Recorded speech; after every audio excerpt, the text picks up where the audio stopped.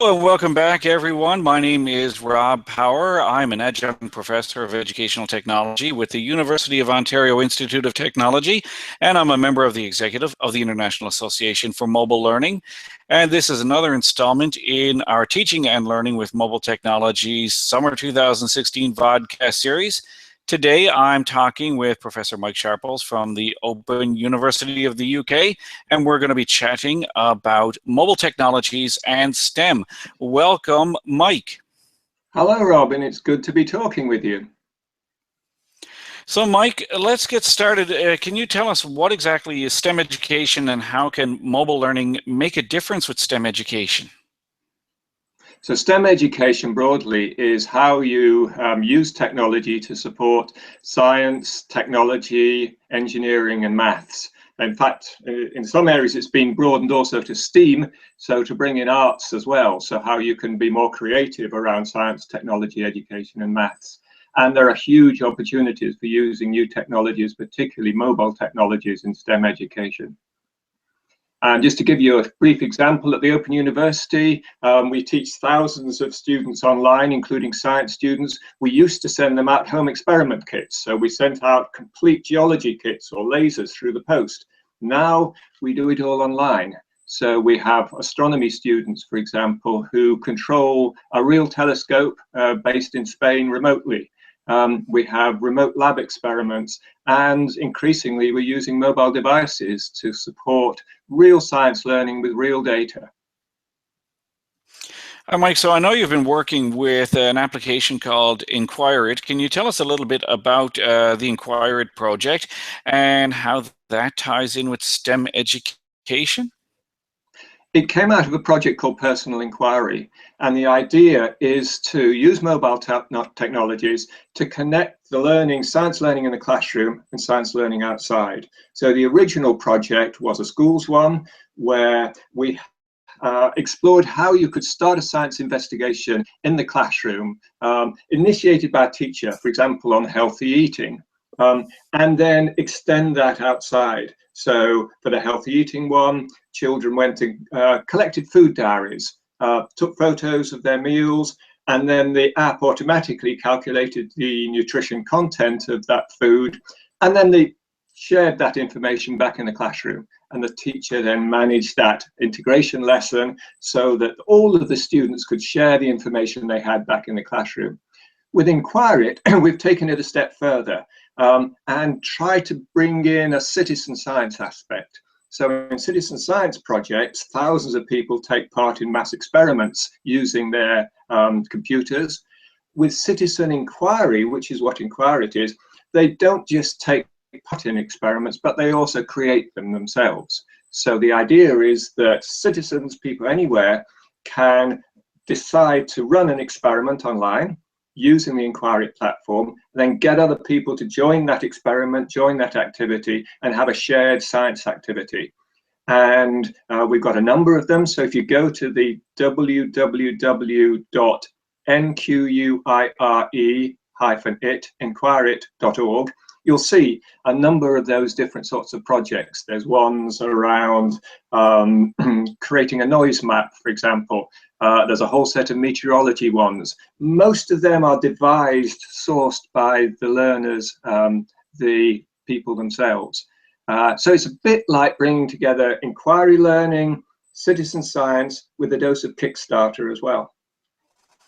So can you tell us just a little bit about how the Enquire.it app is actually tapping into available resources on mobile devices to promote citizen inquiry and STEM research?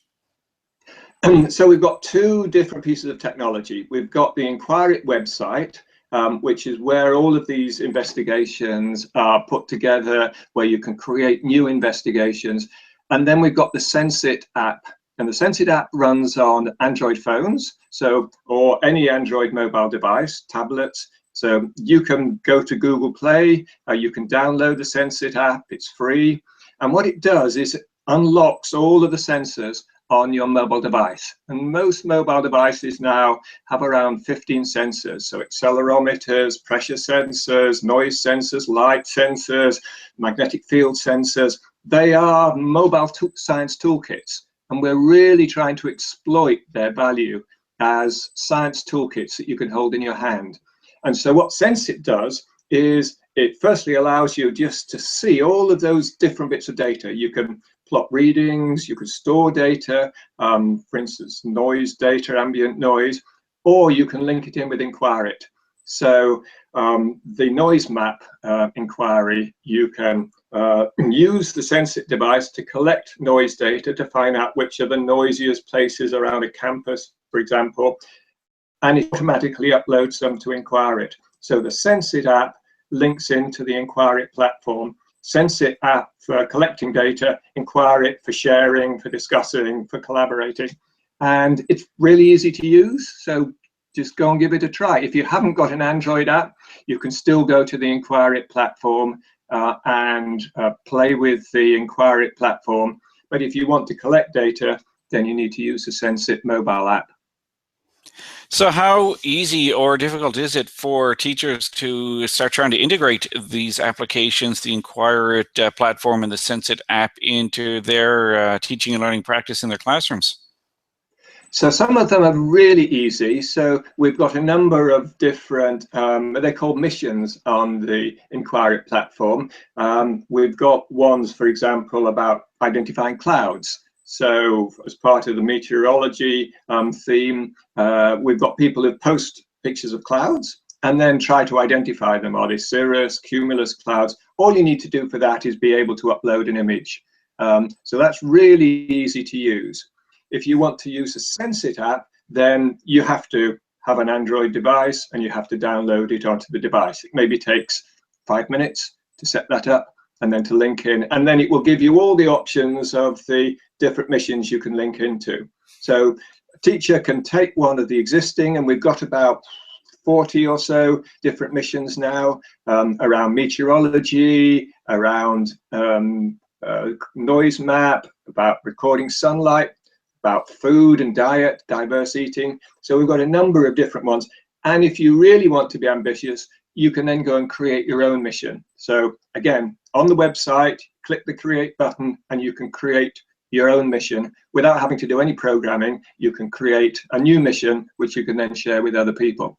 So it's a pretty easy site to use. Go and give it a try. Just start simple, having a look through what's on there and then adding your own data or pictures. So Mike, what kind of uptake have you seen to the use of these applications? We've got a few thousand people now, so it's gone from an early project to a medium scale one. We've got about between 3,000 and 5,000 people who've downloaded the SenseIt app. We've got a few hundred people who are now using Enquirit. What we're going to be doing now is going on to the next step and working with selected schools later this year on a number of different missions, some more around meteorology, some around geology, so a number of different sorts of missions. We've, for example, had a French massive open online course, a MOOC course, that's used the SenseIt and Enquirit platform for exploring coastal erosion, so taking photographs of coastal landscape. So it's just starting to take off now, with a number of people and schools and organizations using the platform as a kind of gathering place for this citizen inquiry, so inquiry-based citizen science. Sounds good. Mike, can you tell us in what other ways do you see mobile technologies having an impact on STEM or STEAM education in the years ahead?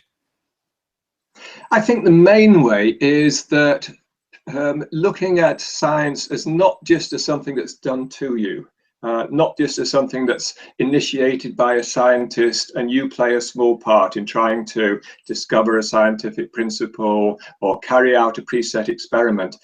But science is something that you can do yourself. You can be a scientist, you can design scientific experiments, you can share them online. So this idea of crowdsourced science, I think, is really exciting, and it's empowering using mobile devices, as I say, as scientific toolkits. I think there are also issues as well, because once you start to democratize science, then there is a feeling of anything goes. And you really need to find ways to be able to organize, to manage, to structure, to support that. So, but it's a different relationship between learners and scientists. Instead of scientists coming up with the experiments and learners taking part, now students can design the experiments, and then scientists and teachers assist, show how to structure, how to collect data appropriately, how to report.